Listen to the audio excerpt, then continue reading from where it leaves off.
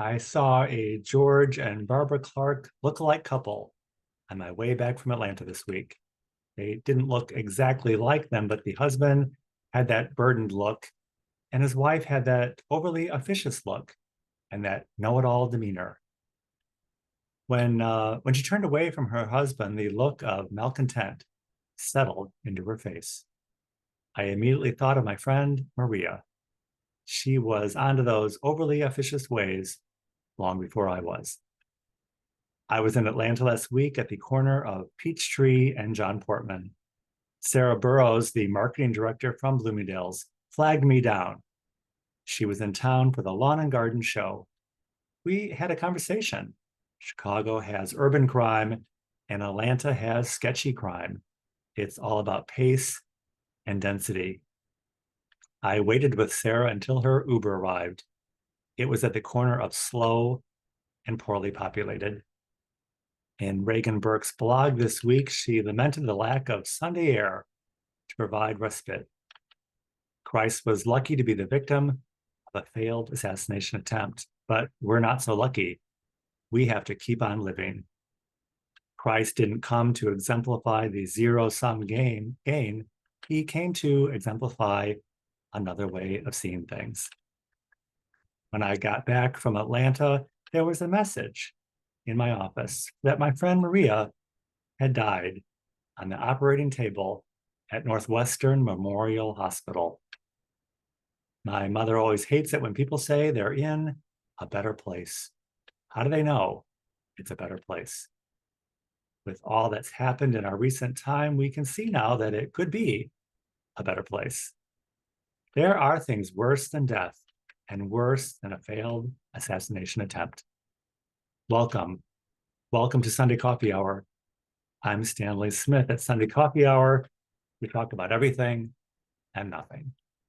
This Sunday, we talked about the symptoms of being well, algebraic equations, acid reflux, and having a pension. The readings at Washington National Cathedral were from Amos. I'm setting a plumb line amongst my people. It's a natural disruptor. And from Ephesians, the Lord will gather all things into himself and mark it with the seal of the Holy Spirit. The gospel reading was from Mark. Herod's wife petitioned for the assassination of St. John the Baptist. He offended her morality. The sermon at Washington National Cathedral was by Rose Duncan.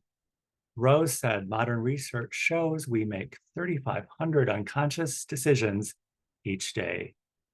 God sends us his message, and we often respond with violence and persecution.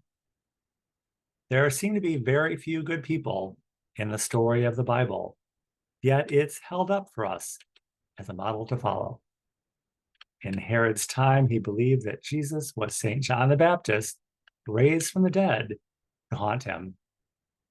There's a certain virtue in being open to the idea of hearing from those who call us out, even when you believe your assassination attempt has failed.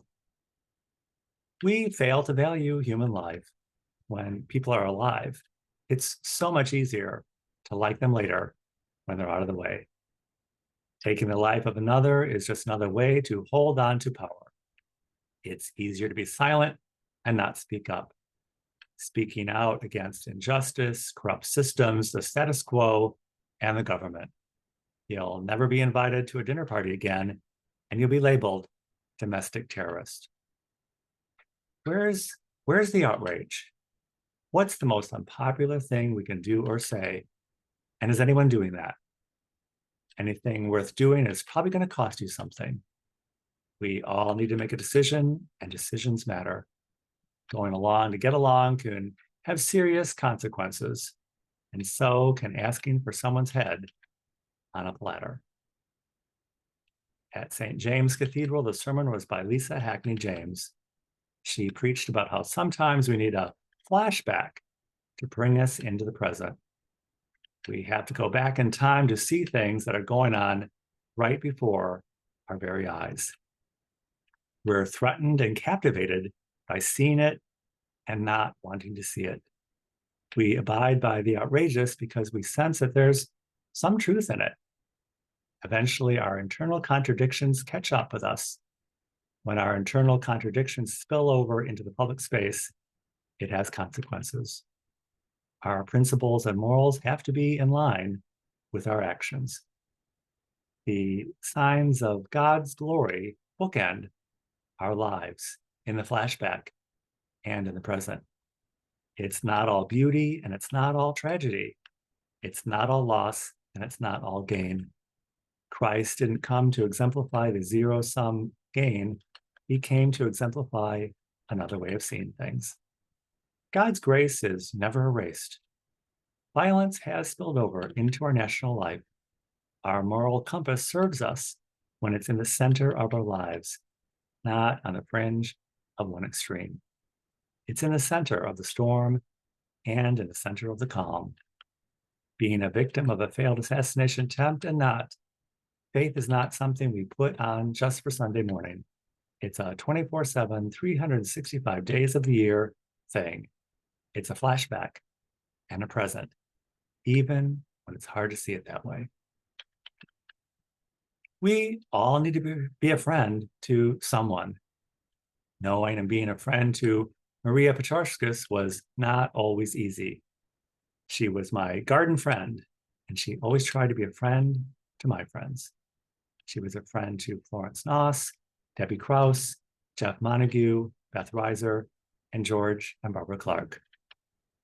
We all had a terrific time and lots of fun at the Chicago Avenue Community Garden in Cabrini Green, until we are all fired for being fancy white people. It's hard to apply for funding grants to help poor Black people when all you have is pictures of white people doing all the work. I get it. Marija tried to be a friend as best she could, and in return, I don't think many people really liked her. Marija had a life, and like most people, she had experiences that were the highest highs and the lowest lows. Once we crashed a wedding at the South Shore Country Club. We were covered in our dirty garden clothes. We told them we were from Fourth Pres, and they let us in, having the air of being welcome because we were welcoming.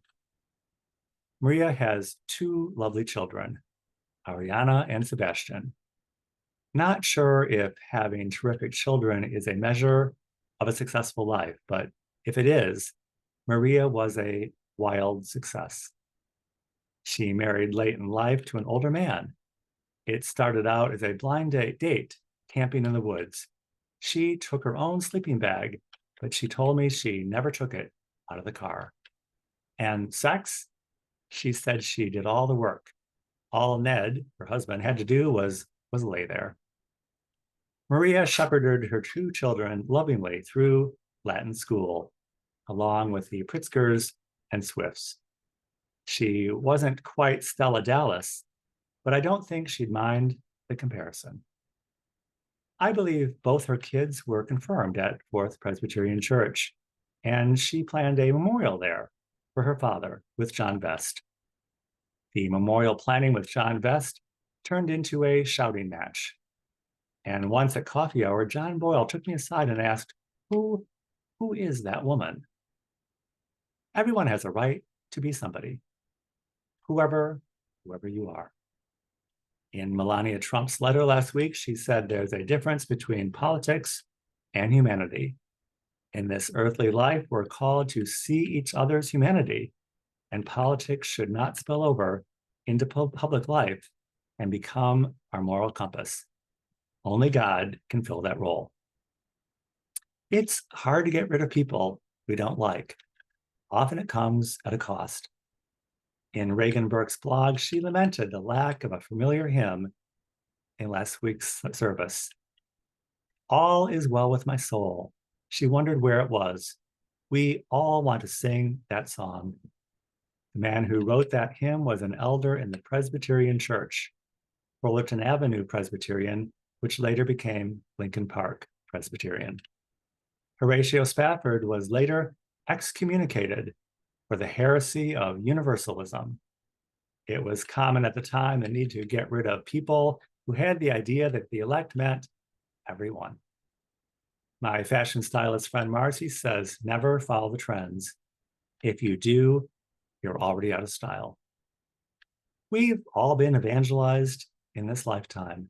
It's the bookends of our lives. There's natural attrition. The church is always evangelizing. We all have a moral compass.